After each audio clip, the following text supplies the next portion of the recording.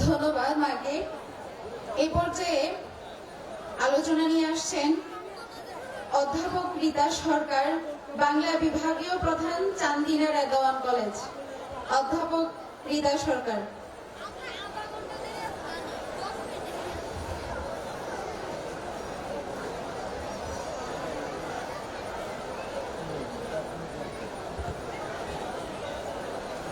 প্রশ্ন আমার অস্ত যাহুক, রহুক যুক্তি সরে, তোমার ব্রত করব পালন মরণ স্তব্ধ করে।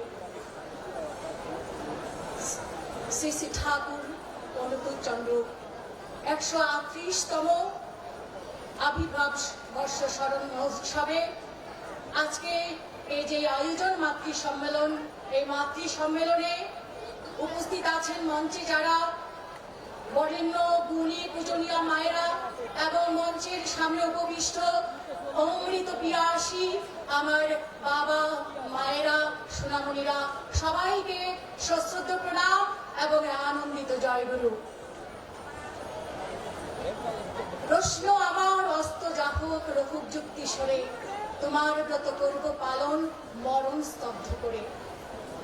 আজকে এই যে বাণীটি আমাদের জীবনে চরমভাবে জরুরি হয়ে পড়েছে।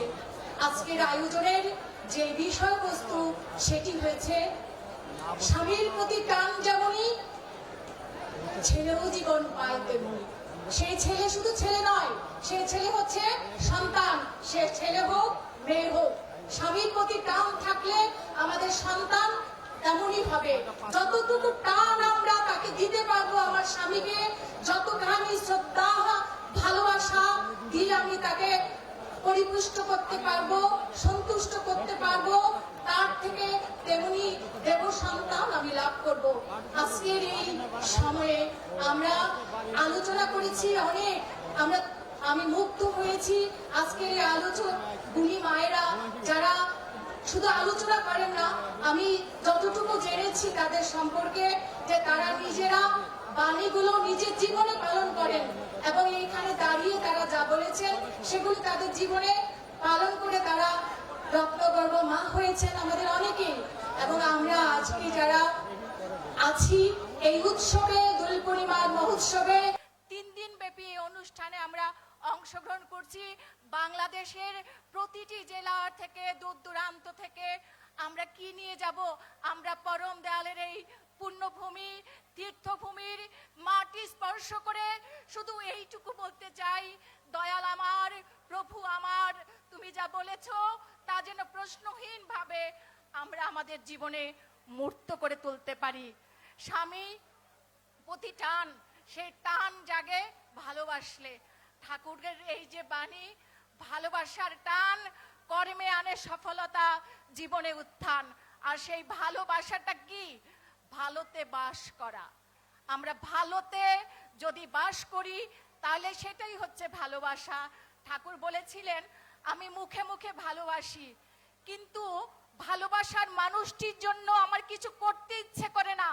তাহলে সোনার পিতলা ঘুঘু তাই, যে ভালোবাসি কিন্তু তার জন্য কিছু করতে ইচ্ছে করে না। সোনার পিতলা ঘুঘু দেখেছো? সোনার পিতলা ঘুঘুও তাই।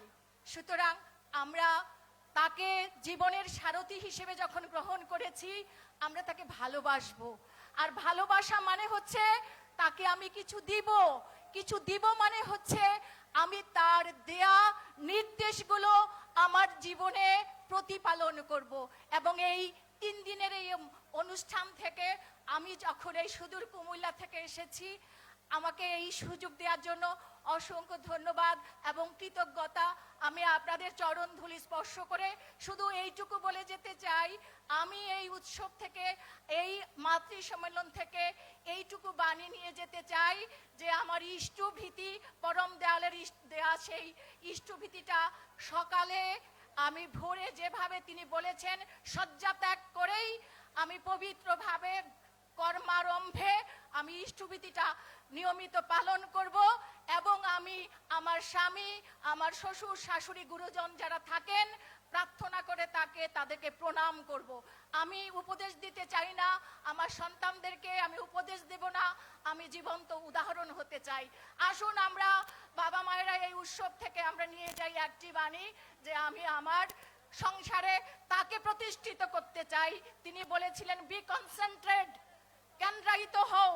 আমরা সেই এক থেকে এসেছি, যেই সৎসঙ্গ বুঝে না হিন্দু, বুঝে না খ্রিস্টান, বুঝে না মুসলমান, বুঝে না বৌদ্ধ, সে চায় মানুষ।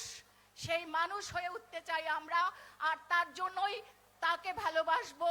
তাকে ভালোবাসার জন্যই আমি ইষ্টভৃতি করব, নিয়মিত উষায় নিশায় মন্ত্র সাধন করব, চলাফেরায় জপ, যথা সময়ে ইষ্ট নির্দেশ মূর্ত করাই তপ। বন্দে পুরুষোত্তমম, বন্দে পুরুষোত্তমম, বন্দে পুরুষোত্তমম।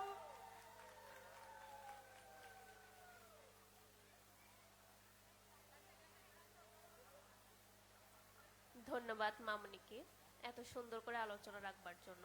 এই পর্যায়ে একটি সঙ্গীত নিয়ে আসছেন আমাদের কুমিল্লা থেকে আগত মায়েরা, দলীয় গান, জাগর লক্ষ্মী মায়ের দল।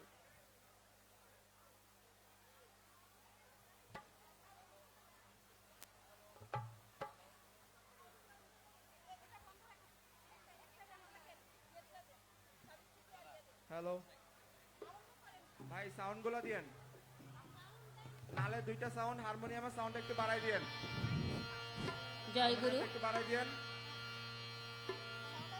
নালটা বাম পাশে একটু বাড়াই দিয়েন, নালের বাম পাশে একটু বাড়াই দিয়েন। জাগো লক্ষ্মী মায়ের দল, তোমরা না জাগিলে মাগো